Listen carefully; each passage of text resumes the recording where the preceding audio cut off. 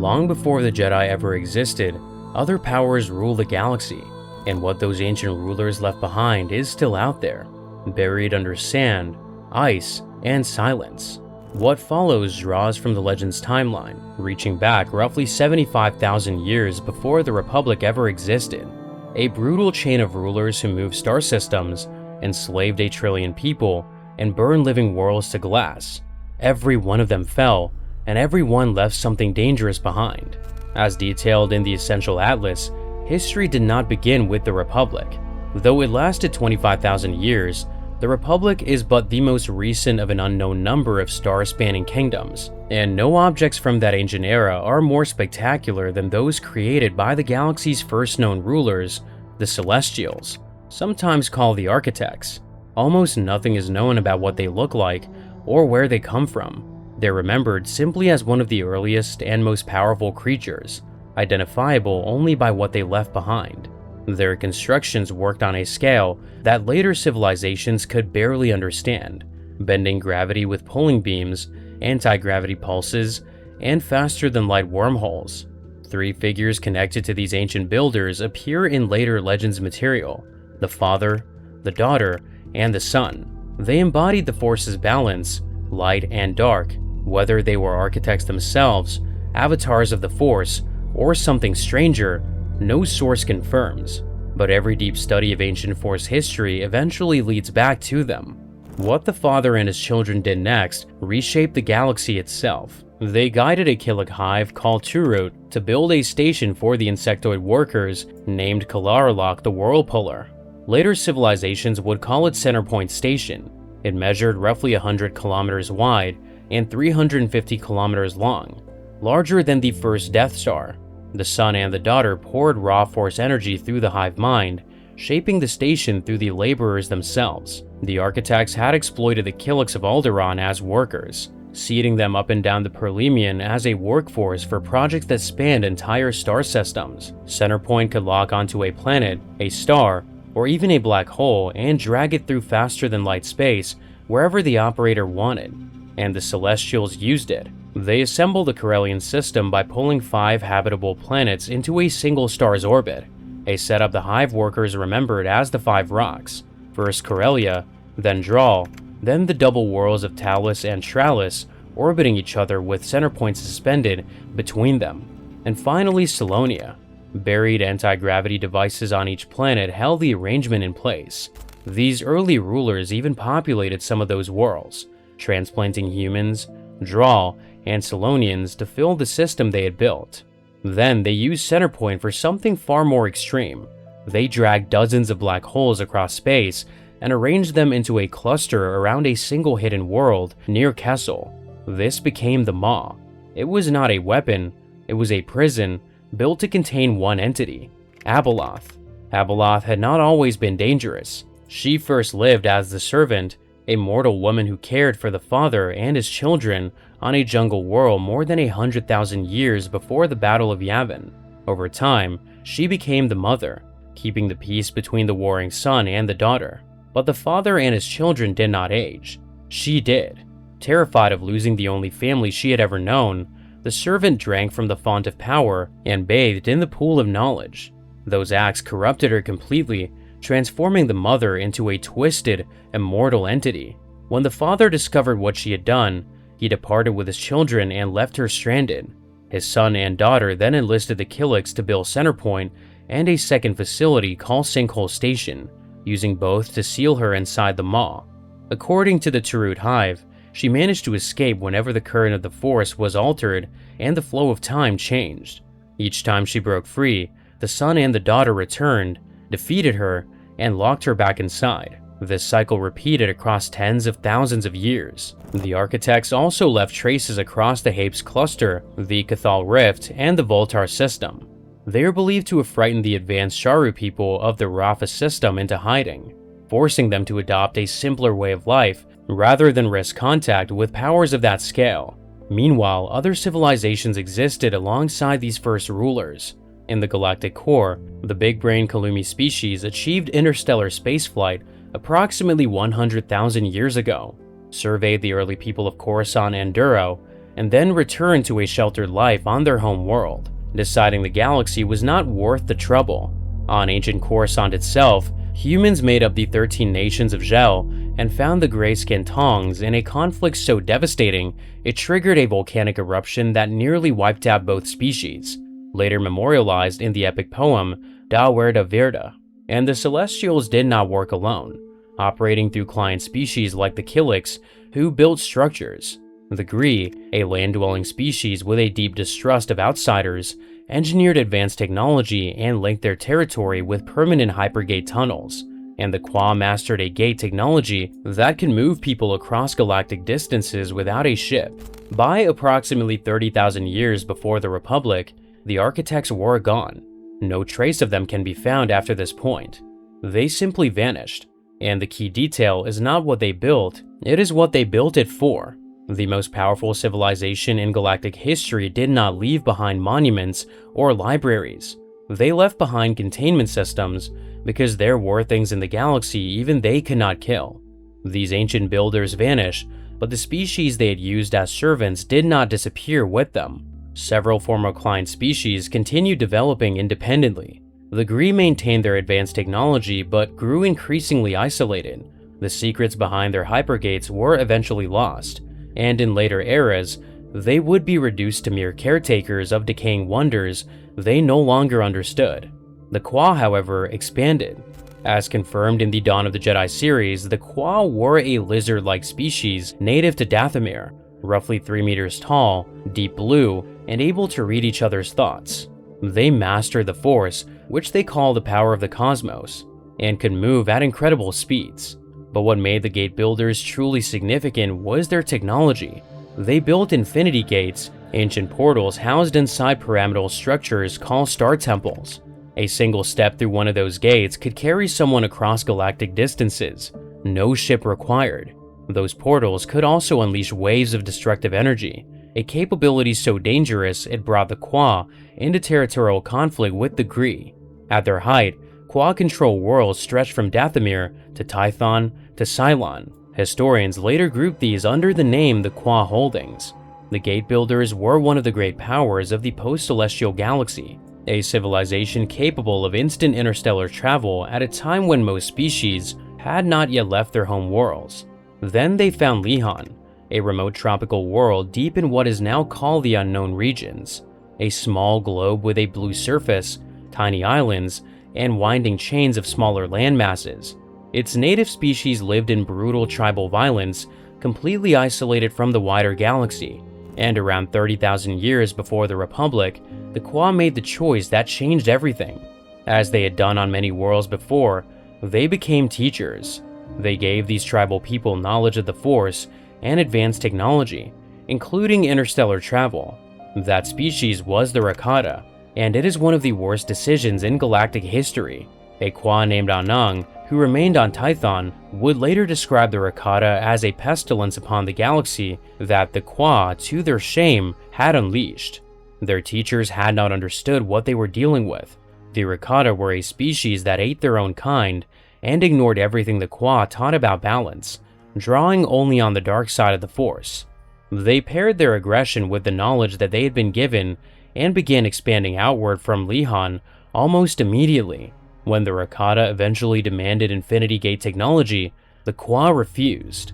In response, the Conquerors turned on their former teachers. Many Qua died on Lihan, holding off the invaders so the survivors could destroy the gate on that world. In revenge, the Rakata brutally conquered Dathomir, the Qua home world, even transporting Rancors back to their own world as curiosities.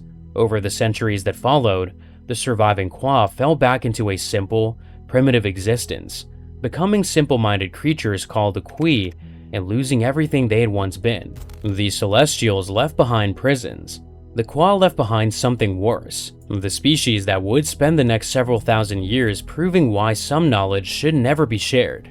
Within a few thousand years of receiving the Qua's knowledge, the Rakata had weaponized everything they were given. By roughly 35,000 years before the Republic, they had fanned out from their home world with Force-based hyperdrives, their vessels hopscotching among worlds with strong Force signatures. By 30,000 years before the Republic, The Infinite Empire had reached its peak. It controlled approximately 500 force-rich worlds with an estimated 10 billion Rakatan warriors and 1 trillion non-Rakatan slaves. The Empire stretched between points as distant as Corellia, Honoghr, Generis, and Tatooine, though vast tracts of territory between those remote holdings remained untouched. It was the first dominant galactic power in recorded history, and it ran on a single terrible principle. Rakatan hyperdrives were unlike anything later civilization would ever build. They could not plot a course to ordinary star systems, they could only travel towards worlds saturated in the Force. The pilot, often a Force-sensitive slave wired directly into the navigation system, had to feel their way through faster-than-light space, following concentrations of life energy. Force-rich worlds glowed on their maps. Worlds without a strong Force presence were invisible, so the Empire formed as a network of bright spots scattered across the galaxy, with vast empty voids in between. Those gaps allowed other smaller civilizations to survive simply because the Rakata could not see them. When a new world registered, the Rakatan fleet descended. They rounded up the Force-sensitive population, stripped the planet for resources, and turned survivors into slaves. The Empire developed technology that induced fear and hatred in Force-sensitive captives, then placed them in machines that converted those dark side emotions into energy. Slaves were stripped of their identities and assigned a letter of the Aurebesh alphabet, the galaxy's writing system, then tattooed across their bodies in case they lost limbs. Those who displeased their masters were eaten. On Kashyyyk, the conquerors installed a computer to reshape the land, manipulating the native rocher trees. When it lost contact with the Empire during the collapse, the computer malfunctioned, causing extreme acceleration in the growth of those trees. The towering forests that define Kashyyyk today are a direct result of Rakatan meddling, another fingerprint left on a world that never knew it had been touched. To locate new targets, the Infinite Empire bred Force-sensitive captives into elite scouts called Force Hounds. Raised together as broodmates from a young age, these hunters were products of a breeding program designed to create powerful dark-side users capable of sensing Force-rich worlds from across the galaxy. They wore distinctive armor and carried Force sabers, dark-side weapons that required the user to channel personal rage, hate, and fear to function. They were the tracking dogs of an empire that ran on terror. The Rakata themselves were roughly 2-meter-tall beings that could live on both land and water, with eye stalks rising from their skulls, fins rising down their backs, claw-like hands with only 3 digits, and gray or gray-brown skin. Their society was organized into castes, with the warrior caste enforcing conquests. The priest caste maintained the dark side rituals that powered all of their technology. The elders held the deepest knowledge of the Force. Above all castes, military commanders called praetors schemed against each other for control. Slave species included Niktos, Duros, Hutts, humans, Selkath, and many more. The Empire had built a machine of conquest from everything the Qua had given them, and then they built the device that would define their civilization forever. Around 30,000 years before the Republic, the Rakata completed the most dangerous weapon any ancient civilization ever created. The Starforge sat in orbit over Abo, the star at the center of the Lihan system. No fixed dimensions were ever recorded, but its scale was enormous. Capital ships could pass between its 3 massive fins. Those fins extended downward and drew raw material directly from the star below. Slaves from at least 12 subject worlds, including Belsavis, Corellia, Coruscant, Tatooine, Duro, Kashyyyk, Manaan, and Tatooine had been used in its construction. At the same time, dark-side energy generated by millions of slaves across the Empire flowed through the entire structure. From that combination, star material and dark-side power, the Forge produced fully assembled warships and deployed them onto its docking ring without pause. As long as the star kept burning, the factory kept producing. However, the Starforge was more than a shipyard. Dark-side rituals were woven so deeply into its construction that the station became partly self-aware. In practice, the station behaved like a living satellite that fed off the aggression of its creators, amplifying the dark side in the area around Lihan and setting the species up for tragedy. The station rewarded cruelty. It pushed its operators towards more brutal decisions because brutal decisions produce more dark side energy, which made the Forge stronger, which produced more ships, which conquered more worlds. The corruption ran in a closed loop. The factory did not just serve the Rakata, it shaped them, feeding on the darkness within them and then feeding it back, stronger each time. The Rakata did not leave their home world unguarded.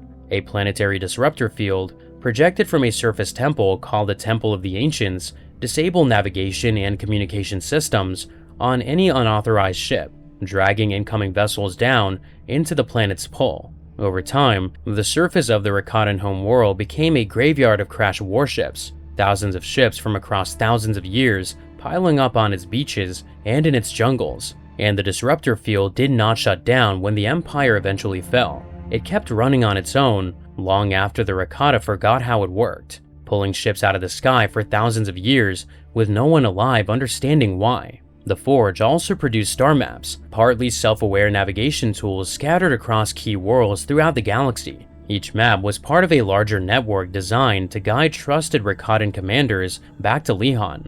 When the Empire later collapsed, the Rakata tried to destroy the maps to prevent anyone from finding the Forge again. They almost succeeded, but the maps shared the Forge's self-repair systems. They rebuilt themselves slowly over thousands of years.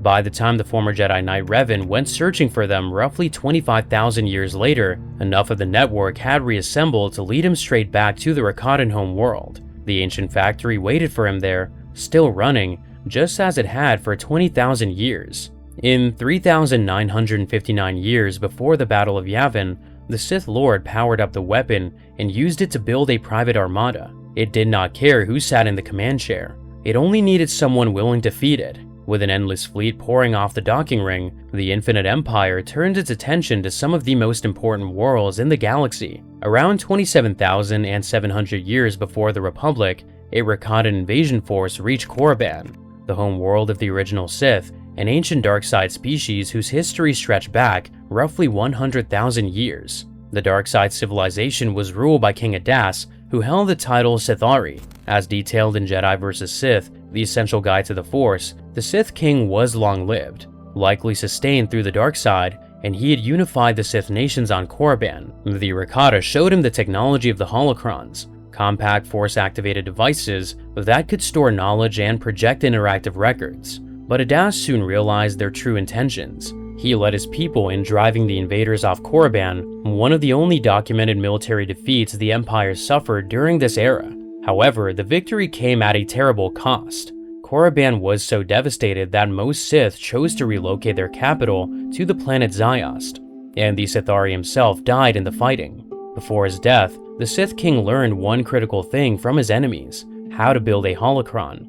Every Sith holocron and every Jedi holocron that appears anywhere in later galactic history descends from that single piece of stolen Rakatan knowledge. As the same source details, Sith holocrons took a pyramidal shape, while Jedi holocrons became cubes, but both trace back to the same empire that enslaved the galaxy. The most sacred archives of both orders began with a dying king's stolen secret. Meanwhile, the Infinite Empire also built the worst prison in galactic history. On Belsavis, an ice world with deep rift valleys heated from below the surface, the Rakata constructed a massive network of vaults designed to hold what could not be killed. As the Old Republic Encyclopedia confirms, the Empire spent thousands of years transforming Belsavis into an inescapable prison. Crucially, the goal was not only to contain threats, but to also store galaxy-changing technology for possible later use. The technology behind those vaults remained a mystery to Republic scientists even after centuries of study. The first prisoner, and the reason the prison existed at all, was an entity called the World Raiser. Vault inscriptions described it as a force whose hunger consumed 1,000 worlds. Subduing the creature required the full resources of the entire empire. Not one fleet, not one faction, all of it. Before its capture, the creature had led an aggressive species called the Eshka to overrun roughly half the galaxy. Those warriors were unstoppable, and it took every bit of technology in the Rakatan arsenal to bring them down. An Eshka named Hollow Voice appealed to the Rakata to spare his species, but the Conquerors strung out the negotiations until they had fully contained the Eshka, then captured Hollow Voice as well. In a surprising move, they chose to preserve the entire species in sealed chambers, frozen in time, rather than wipe them out. Bodies still, minds trapped. Then the Rakata added one of their own, a Rakatan warlord named Soa, called the Infernal One, a Force-using commander who had once brought Korriban to its knees. Even other Praetors could not kill him, so they sealed the warlord in what became known as the Eternity Vault. Over time, the deeper levels of Belsavis filled with Force vampires, ancient war criminals, and entities the Rakata themselves never named. Everything held in the deepest vaults remained preserved by Rakatan technology. The prisoners were not dead. They were waiting. Thousands of years later, the Republic would stumble onto Belsavis without knowing what was sealed below. Scouts investigating small tropical zones on the frozen surface accidentally unleashed a creature trapped inside one of the ancient vaults. Archaeologists soon verified that entire species were preserved intact within the vaults by the old technology.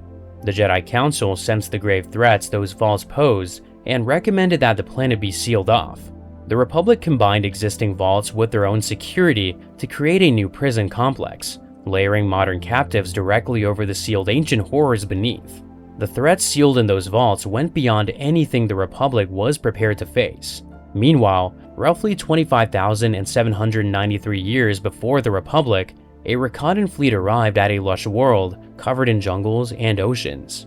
Force hounds had sensed the planet's Force-sensitive population from across the galaxy. As established in the first issue of the Dawn of the Jedi series, Praetor Tolkar commanded the conquest. This world was Tatooine, and right now, it looked nothing like the desert that fans recognize. The planet's native species was the Kumamga, an advanced civilized people. They were not primitives. They had culture, technology, and a society that existed on this world for generations, having even developed spaceflight on their own.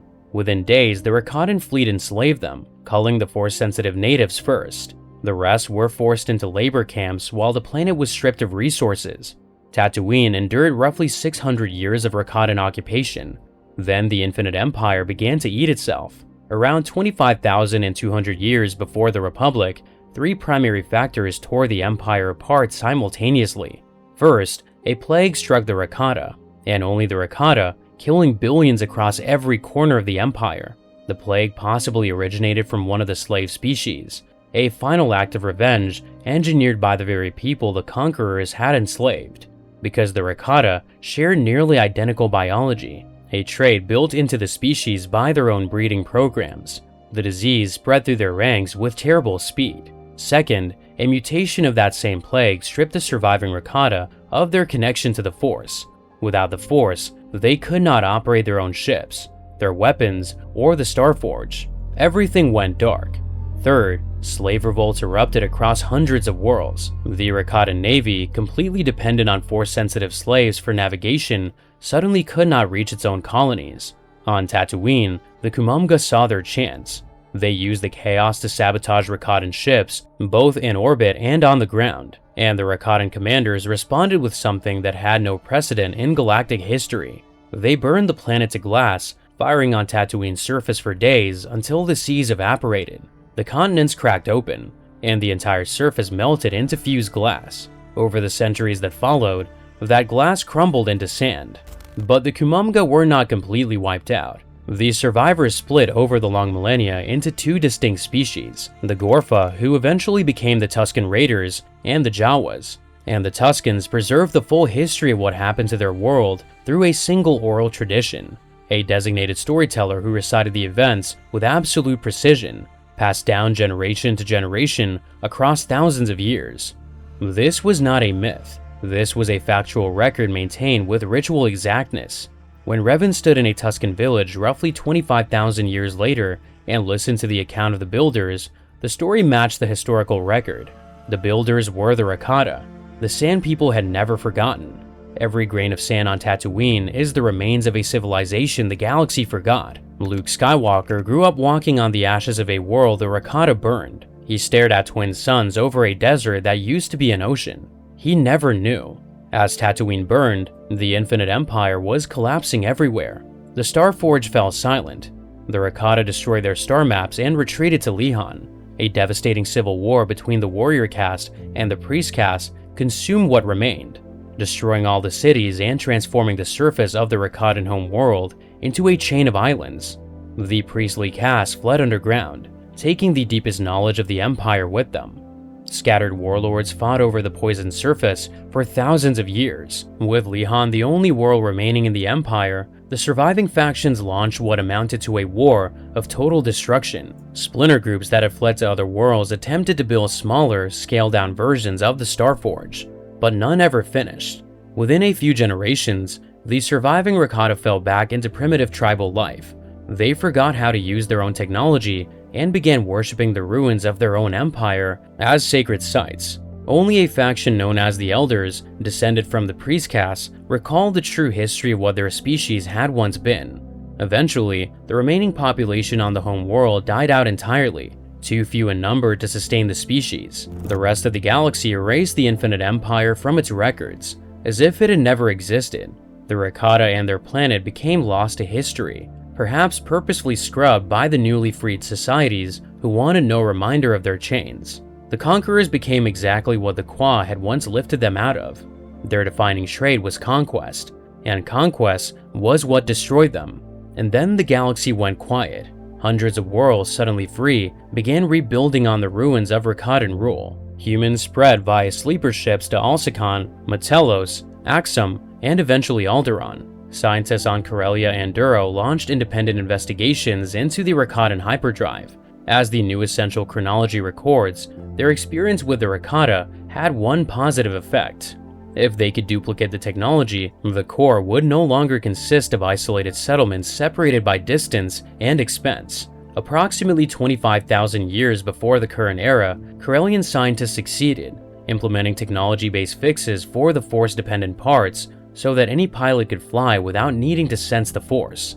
Starships can now travel among Corellia, Coruscant, Alderaan, and Duro in only a few days. Improvements in the technology also led to the development of hyperspace cannons, a cannon network that lined the core worlds with the Duro civilization. Every faster-than-light starship in later galactic history, every trade route, every supply line that held the Republic together descends from this moment. Around that same time, in the final years of the collapse, the Rakata turned towards one last prize. Deep in the core, beyond the twisted paths between black holes and colliding stars, sat a world called Tython. Thousands of years earlier, long before the Rakata even existed, 8 mysterious pyramidal ships called Thoyor had gathered Force-sensitive people from across the galaxy. Daibendu monks from Endo Prime, Wookiee warriors from Kashyyyk, shamans from Dathomir, and philosophers from Ryloth all answered the call, and Thoyor carried them to Tython.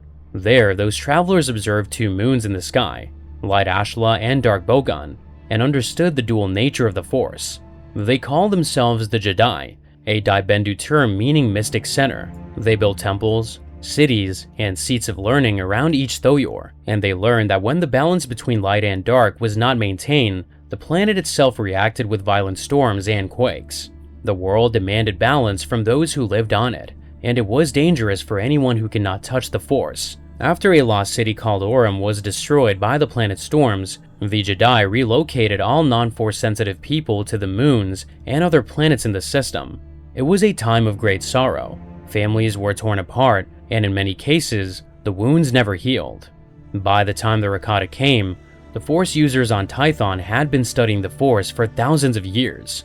Praetor Skalnas led the invasion fleet, seeking a world his Forcehound Trill described as the most Force-rich planet she had ever encountered. For an empire that could only travel to Force-strong worlds, Tython was the ultimate prize. The conflict that followed is remembered as the Force Wars. The Rakata lost, Tython held. From the survivors of that war, the Jedi Order was founded, the lineage that would serve as guardians of the galaxy for the next 25,000 years. Using advanced off-world technology, they forged the first lightsabers and established their headquarters on the planet Ossus. The Order began in the wreckage of a dying empire's last failed conquest. In 25,053 years before the Battle of Yavin, the Galactic Republic formed. Coruscant became its capital. The worlds of the core linked themselves in a democratic union under a single galactic constitution. Corellia, Duro, Alderaan, and Kuat stood among the founding members, alongside military strongholds like Anaxes and Rendili, commerce hubs like Brental and Humbarine, and centers of philosophical arts like Chandrila and Kamas. The discovery of the Perlemian trade route linked Coruscant with distant Ossus, and the Jedi became the Republic's guardians. To the citizens of that young government, the galaxy felt endless and new. It was not new. Centerpoint Station drifted silently in the Corellian system, dormant but not destroyed. The Maw held Abaloth's seal behind a shell of black holes. Belsavis sat frozen in its orbit with the World Razor, the Eshka, and the Infernal One still locked beneath the ice. The Starforge orbited Lihan on automatic, quietly maintained by its own systems for 20,000 more years until Revan found it. The disruptor field on the Rakatan home world kept pulling ships out of the sky. No one alive remembered why. Every holocron in Jedi and Sith archives traced back to a piece of Rakatan knowledge stolen by a dying Sith king on Korriban. Every hyperdrive in the Republic fleet descended from Rakatan force-driven technology the galaxy had reverse-engineered after the collapse. And the star maps were slowly repairing themselves, building a trail back to the Forge for whoever found them next. The Jedi believed they were the guardians of civilization, but civilization was already ancient when they arrived. The roads they traveled, the technology they used, and the prisons they guarded had all been built by powers older than memory. The Republic did not create the galaxy, it inherited the ruins. And in Legends, not everything those ancient rulers buried stayed buried. Quick note before you go, members get early access and a few videos that stay off the main channel. If that's interesting, the link is in the description. Otherwise, here's another video you might like.